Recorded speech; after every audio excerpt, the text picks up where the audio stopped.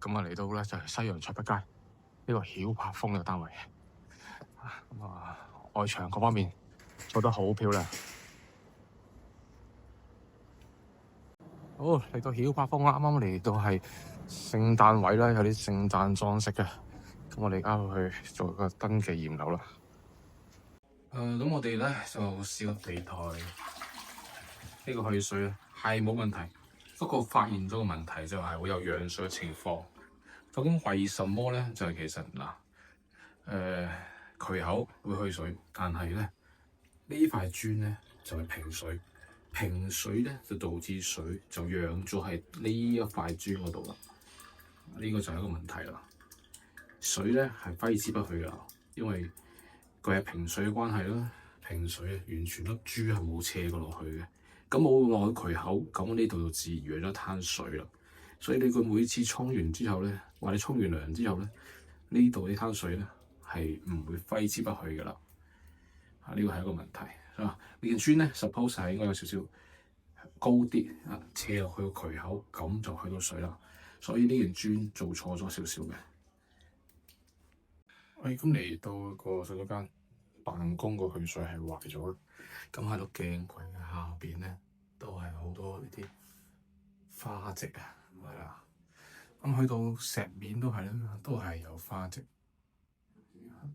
啲門啊凸咗出嚟嘅，呢個門邊凸出嚟，下邊係平嘅，係啦。但係為咗呢個位凸出嚟係啲換膠調膠嘅問題。咁啲鋼邊咧係因為啲收口咧就甩色啦，跟住會有補過啦。咁呢隻廁紙架咧就向下彎咗嘅，見到。然後呢隻毛巾架咧就向下斜咗嘅，平水珠都斜咗噶啦，係啦。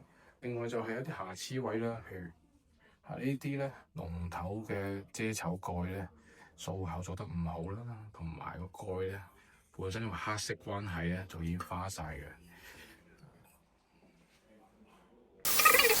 水出去啊！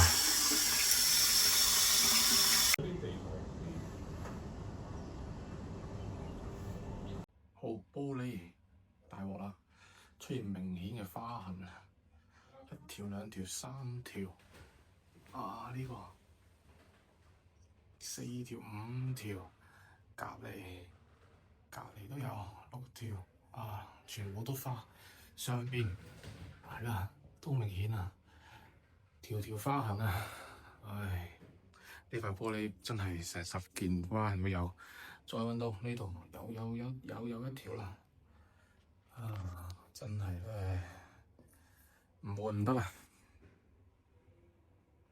好啦，咁啊嚟到房間呢，據木紋磚關係嘅，咁啊泥水嘢好多空鼓，大家聽聽。呢個空鼓啦。其實呢個圈都係空鼓，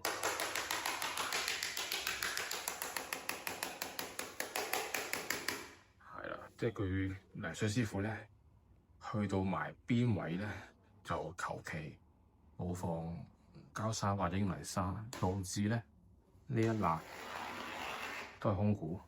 咁當然啦，再過少少嗰啲漏網之魚，譬如啲角位呢個實心，呢個空心。